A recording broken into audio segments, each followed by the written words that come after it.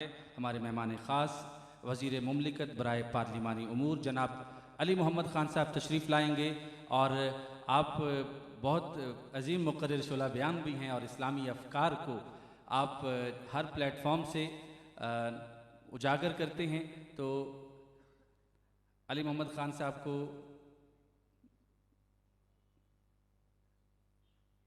یہ تحفہ پہنایا جا رہا ہے بابا سائیں کی طرف سے۔ تشریف لاتے ہیں جناب علی محمد خان۔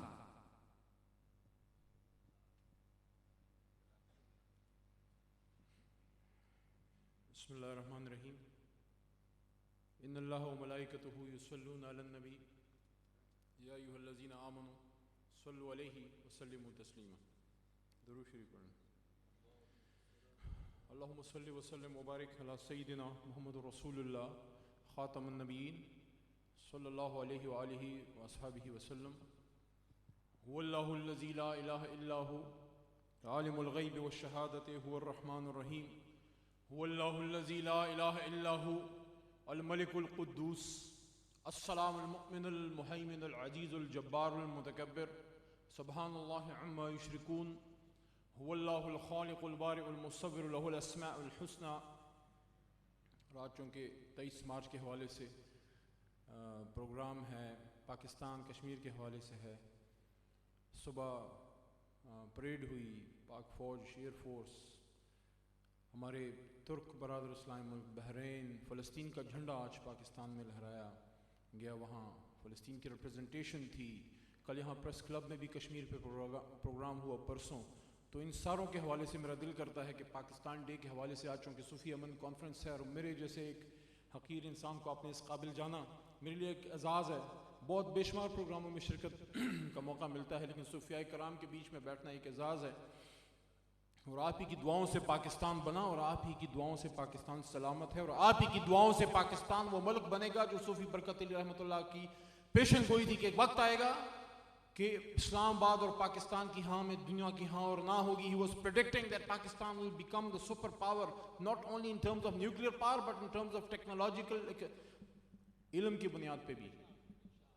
تو دل کرتا ہے کہ آج اس محفل میں اللہ کے وہ 100 نام ذکر کریں، دعا کریں، اللہ سے مانگیں ہم انشاءاللہ۔ آج ہماری یہ جو محفل ہے یہ ایک دوسرے پہ کوئی علمی برتری ظاہر کرنے کے لیے یا ایک دوسرے کو معروف کرنے کے لیے نہیں، بلکہ اللہ کو راضی کرنے کے لیے ہے، اور اجتماعی ایک دعا جس میں شاید میں شاید نہ ہوں، لیکن یہاں پہ اللہ کے 100 نام رکھنا چاہتا ہوں کہ یہ جو سورہ حشر کی آخری آیت ہے اس میں جب اسماء الحسنہ کا ذکر آتا ہے، اس کے بعد اگر یہ 100 نام دعا کی جائے اور اس کے بعد اللہ کی برکت بے شمار۔ الرحمن الرحیم، الملک القدوس السلام المؤمن المہیمن العزیز الجبار المتکبر الخالق البارئ المصور الغفار القہار الوہاب الرزاق الفتاح العلیم القابض الباسط الخافض الرافع المعز المذل السمیع البصیر الحکم العدل اللطیف الخبیر الحلیم العظیم الغفور الشکور علی الکبیر الحفیظ المقیت الحسیب الجلیل الکریم الرقیب المجیب الواسع الحکیم الودود المجید الباعث الشہید الحق وکیل القوی المتین الولی الحمید الموصی المبدی المعید المحیی الممیت الحی القیوم واجد الماجد الواحد الاحد الصمد القادر المقتدر المقدم المؤخر الاول الآخر الظاہر الباطن والی المتعال البر التواب المنعم المنتقم غفور رؤوف المالک الملک ذو الجلال والاکرام رب المقسط الجامع الغنی مغنی معنی الدوار نافع النور ہادی البدیع الباقی وارث الرشید الصبور یسبح له ما فی السماوات والارض وهو العزیز الحکیم۔ صدق اللہ مولانا العظیم۔ ہم اللہ ان کے 100 ناموں کی موجودگی میں ایک دعا اور ایک عہد، دعا کہ یا اللہ ہماری زندگی میں ہمیں اس پاکستان کا وہ ثمر دکھا جس کے لیے تو نے 27 رمضان کو پیغمبر خدا صلی اللہ علیہ وسلم کی عین منشا پہ بنایا تھا، اور جس کی وجہ سے پیغمبر خدا صلی اللہ علیہ وسلم کے ڈائریکٹ آرڈرز پہ محمد علی کو، جس کو لوگوں نے قائد اعظم کا لقب دیا، جناح صاحب کو بھیجا، پیغمبر خدا صلی اللہ علیہ وسلم لندن سے آن ریکارڈ ہے۔ تو یا اللہ ہماری 2 نسلیں تو قبروں میں چلی گئیں۔ میرے دادا پیر محمد خان قرارداد لاہور پاس ہو رہی تھی، he was there standing right there in Manto park.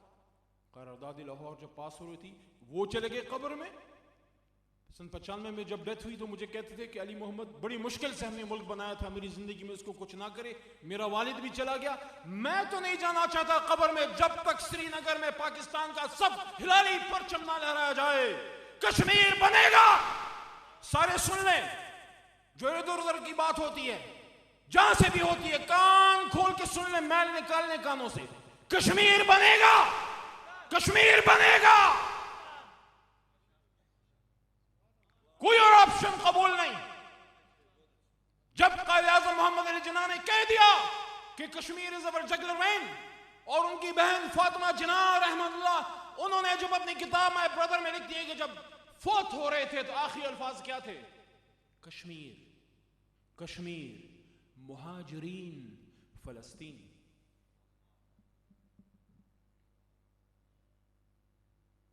موت کے وقت انسان سچی بات ہی کرتا ہے بھائی. مہاجرین کیونکہ ان کو بہت فکر تھی جو مسلمان ہجرت کر کے آ رہے تھے ان کے بارے میں. کشمیر کیونکہ کشمیر کو وہ پاکستان کی شہرک کہتے تھے. اور فلسطین کیونکہ انہوں نے خود کہا تھا, انگریزی میں زیادہ بات فرماتے تھے. اور کیا وہ مرد حق تھا؟ ہماری طرح تھوڑی تھا. ایک جگہ گفتگو فرما رہے تھے محمد علی, اور میں یہ کہنا چاہتا ہوں کہ اس دھرتی نے جتنے بڑے بڑے صوفیاء پیدا کیے ہیں ان میں ایک بڑے صوفی کا نام محمد علی جناح بھی ہے, میں ثابت کر سکتا ہوں. ایک جگہ بات کر رہے تھے, کسی نے ایک بڑے میاں سے پوچھا کہ بڑے میاں یہ تو انگریزی میں بات کر رہے ہیں, تو آپ کو سمجھ آ رہی ہے جو آپ تالی بجا رہے ہیں؟ انہیں مجھے سمجھ کوئی نہیں آ رہی, کہ یہ مجھے پتا ہے کہ جو بول رہا ہے سچ بول رہا ہے. یہ وہ بات ہے جو قرآن میں اللہ کہتے ہیں وَقُلْ رَبِّ أَدْخِلْنِي مُدْخَلَ صِدْقٍ وَأَخْرِجْنِي مُخْرَجَ صِدْقٍ وَاجْعَلْ لِي مِن لَّدُنكَ سُلْطَانًا نَصِيرًا. اللہ ہمیں توفیق دے, خاص کر ہم سیاست دانوں کو, کہ سچ بولیں. تو قائد اعظم نے کیا فرمایا تھا اسرائیل کے بارے میں؟ پاکستان کی پارلیمان کے سب سے بڑے ایوان بالا میں برملا کہا, جب پہلی بار میڈیا میں پھینکی گئی یہ بات, مقصد کے لیے چیک کر رہے تھے.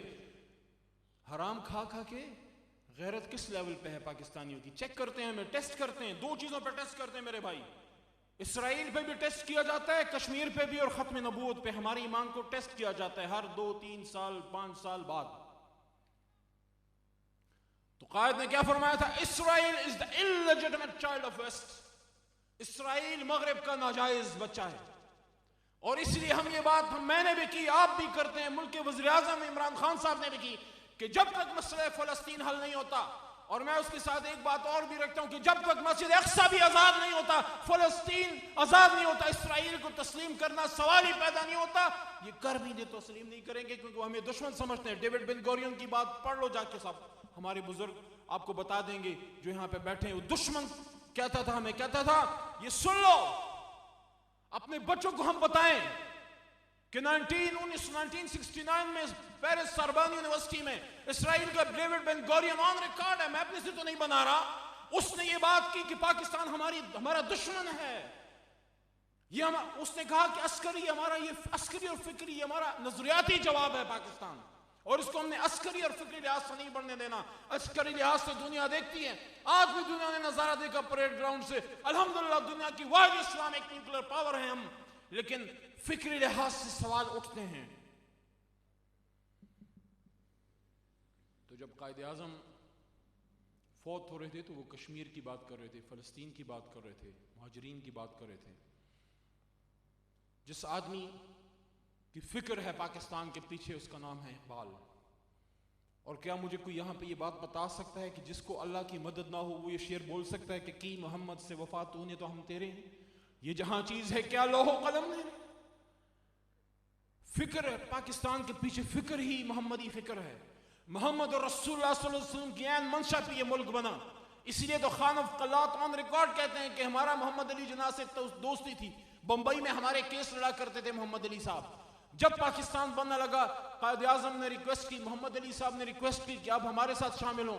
میں نے تھوڑی پس و پیش کی, ان کی خود کی بات ہے جی, میں نے پس و پیش کی. رات کو خواب میں پیغمبر خدا صلی اللہ علیہ وسلم میرے پہ آئے اور انہوں نے اپنا جلوہ افروز ہوئے اور حکم دیا کہ خان آپ محمد علی کا ساتھ کیوں نہیں دیتے. کہتے ہیں صبح جب میں اٹھا نہ منہ ہاتھ دھوئے نہ کنگھی کی, سیدھا بمبئی کال کیا جس کا آج ممبئی کہتے ہیں, اور قائد کو فرمایا محمد علی صاحب کے قائد اعظم ہم آپ کے ساتھ ہیں. اس لیے اس بنیاد پہ بلوچستان پاکستان کے ساتھ, اور یہ بلوچ سرزمین پہ کھڑے ہو کے, بلوچستان میں کھڑے ہو کے میں نے یہ بات کوئٹہ میں 25 دسمبر کے حوالے سے کی کہ محمد صلی اللہ علیہ وسلم کے حکم پہ بلوچستان جو ہے پاکستان کا حصہ بنا. جب تک دنیا قائم ہے پاکستان قائم ہے, اور بلوچستان پاکستان کا حصہ ہے, تھا اور رہے گا انشاءاللہ.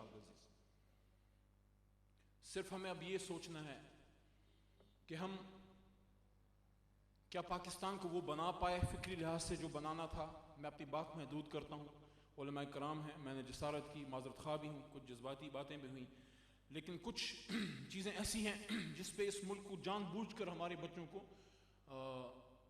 ان کو اس سے نابلد رکھا گیا, جس کو میں فکری طور پہ, ایک نظریاتی طور پہ میں اس کو ایک بہت بڑا ڈاکہ سمجھتا ہوں.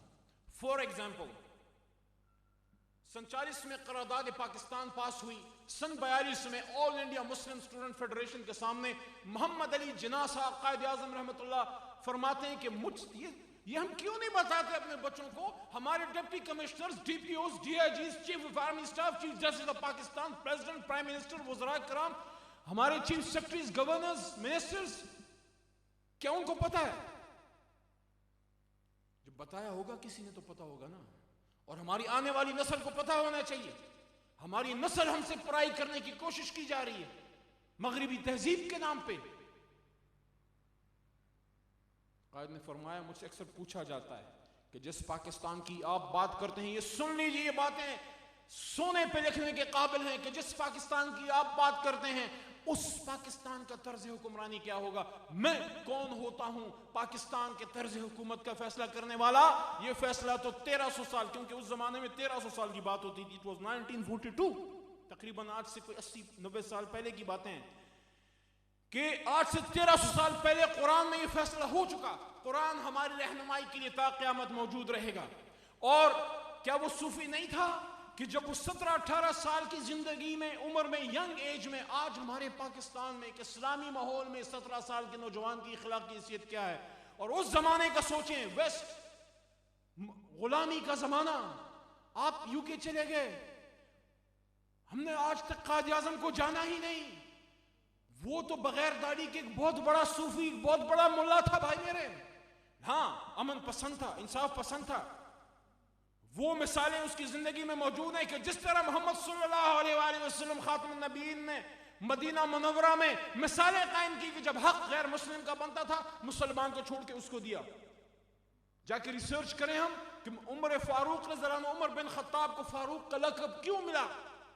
اس کے پیچھے ایک ہسٹری ہے. وہ ہسٹری جاتی ہے جب محمد صلی اللہ علیہ وسلم نے ایک غیر مسلم کے حق میں فیصلہ دیا تھا, کیونکہ ان کا حق بنتا تھا. یہی سوچ محمد علی جناح کی تھی. اس ملک میں انصاف چاہتا تھا, لیکن نظام قرآن کا چاہتا تھا. کوئی کسی شک میں نہ پڑے. میرے قائد اعظم کو جو پاکستان کو اسلام کے نام پہ, لا الہ الا اللہ محمد رسول اللہ کے نام پہ بنا کے چلا گیا, کوئی سیکولر لبرل پاکستان ہمیں قبول نہیں ہے. تم سیکولر لبرل ہو یار, کوئی آپ کو کچھ نہیں کہتا. آپ سیکولر ہیں, آپ غیر مسلم ہیں, آپ پاکستانی رہیں ہیں, آپ سیکولر ہیں رہیں, آپ لبرل رہیں. آپ کا بھی اتنا پاکستان ہے جتنا علی محمد کا ہے, لیکن نظام تمہارا نہیں چلے گا بھائی. ہم نے لاکھوں جانیں اس لیے نہیں, ہمارے مسلمانوں نے اپنے بچیوں کی گردنوں پہ چھریاں چلائی تھی اس زمانے میں, ان کے سر تن سے جدا ہوئے تھے تاکہ ان کی عزت تاراج نہ ہو. لاکھوں کروڑوں خون اس لیے نہیں گرے کہ سیکولر لبرل پاکستان یا عورت مارچ کی بات ہو. جو حق 1450 سال پہلے ملا تھا وہ آج واسطے کا میری ماں اور بہن کو.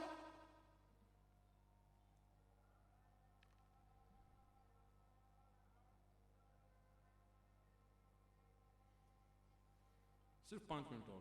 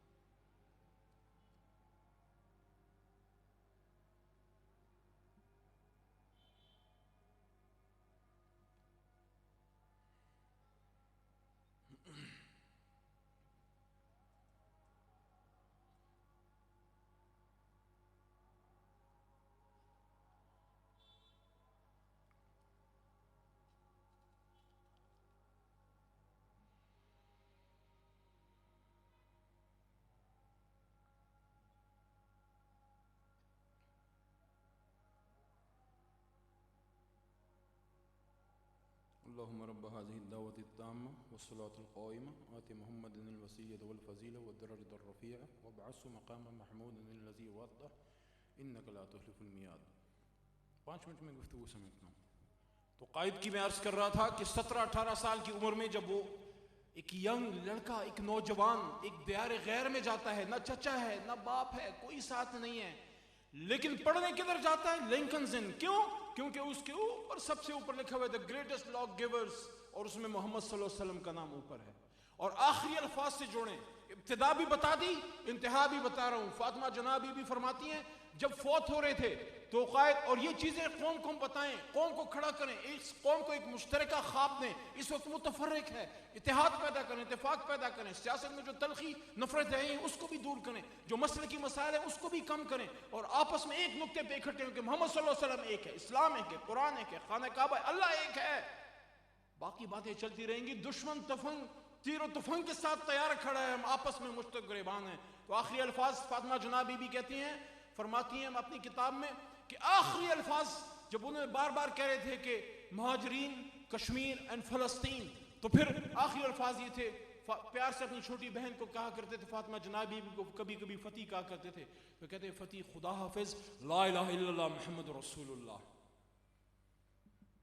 اب دو ان کے اور باتیں آپ کے سامنے رکھ کے پھر میں اجازت چاہتا ہوں کہ ہم سوچیں، اپنا احتساب کریں کہ دیکھیں ہم جیسے لوگ یہاں اکٹھے ہو جائیں، دین سے محبت کرنے والا، اب سب ہم غلام رسول الحمدللہ صلی اللہ علیہ وسلم، لیکن جب تک امور مملکت جو اب بہتری کی طرف چل پڑے ہیں، جب وزیر اعظم پاکستان کے زبان سے اللہ نے جاری کر دیا مدینہ کی ریاست، کیا وہ خود بول رہا ہے؟ نہیں، اللہ بلوا رہا ہے نا.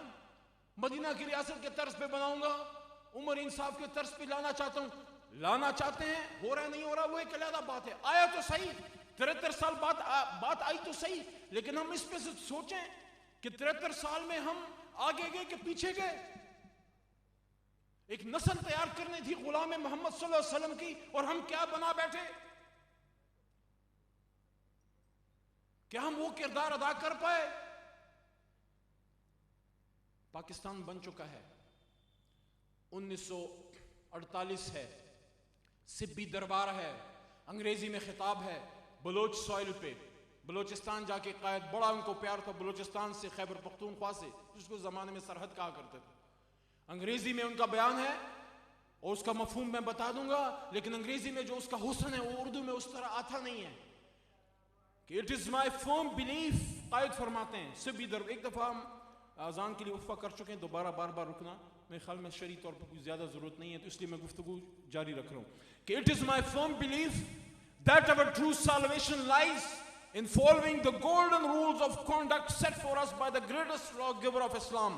Let us lay the foundations of our democracy on true Islamic principles of social and economic justice. مفہوم. قائد فرماتے ہیں کوئی امام مسجد خطبہ نہیں دے رہا، کوئی مدرسے کا مولوی نہیں ہے، ان کو تو ہم نے بدنام کر دی نا، یہ دہشت گرد ہیں. سوٹ ٹائی میں ملبوس ملک کا فاؤنڈر آپ کو کہہ رہا ہے کہ میرا پکا ایمان ہے کہ ہماری اصل نجات تب ہوگی جب ہم اسلام کے ان سنہرے اصولوں پہ عمل کریں جو دین اسلام کی سب سے بڑے قانون دان محمد صلی اللہ علیہ وسلم نے ہمیں دی. آئے اپنی جمہوریت کی بنیاد اسلام کے ان سچے اصولوں پر رکھے، اکنامک اور جسٹس کے. اور اسٹیٹ بینک آف پاکستان جو ہم رل رہے ہیں، جو پس رہے ہیں، جو تباہ و برباد ہیں، کیوں ہیں؟ باغی ہیں ہم. قائد کے فرمان، اللہ کے فرمان سے تو باغی تھے، قائد کے بھی فرمانوں سے باغی ہیں. اسٹیٹ بینک آف پاکستان کو جو پہلے دن انہوں نے اس کی اوپننگ کے وقت سپیچ کی تھی، انہوں نے فرمایا تھا I shall watch with keenness the work of. نہیں بتاتے نا ہم اپنے بچوں کو، اب ہم نے بتانا شروع کیا ہے. بے شمار جگہوں پر میں یونیورسٹیز میں، ماڈرن ایجوکیشن انسٹیٹیوٹس میں بچوں کو جا کے بتاتا ہوں، سوٹ ٹائی میں ملبوس بچیوں کو بتاتا ہوں کہ اب پڑھو تو صحیح اس بندے کو. I shall watch with keenness the work of your research on organization. State bank کو کہہ رہے ہیں in devising the banking principles in accordance with Islamic economic system. اور آگے پھر کہتے ہیں مفہوم یہ کہ میں غور سے دیکھوں گا کہ آپ کتنی ریسرچ کرتے ہیں کہ پاکستان کو ہم ایک اسلامی معاشی نظام دیں. اور اس میں یہ بھی کہتے ہیں، اس کو تو سوچیں، کہتے ہیں ویسٹ کے اکنامک سسٹم کے پیچھے نہیں جانا. او پاکستان کے ماڈرن اکانومسٹوں سارے سن لو، قائد سے باغی ہو بھائی، باغی ہو قائد سے.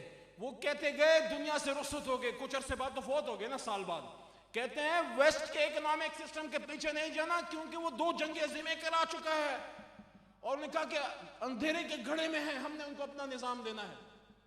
تو میرے محترم، میرے دوستوں، میرے بزرگوں، صوفے کرام، جو بابا فرید گنج شکر رحم اللہ فرما گئے نا کہ اٹھ فریدہ ستیا تیری داڑھی آیا بور، اٹھ فریدہ ستیا تیری داڑھی آیا بور، اگا نیڑے آ گیا پیچھا رہ گیا دور۔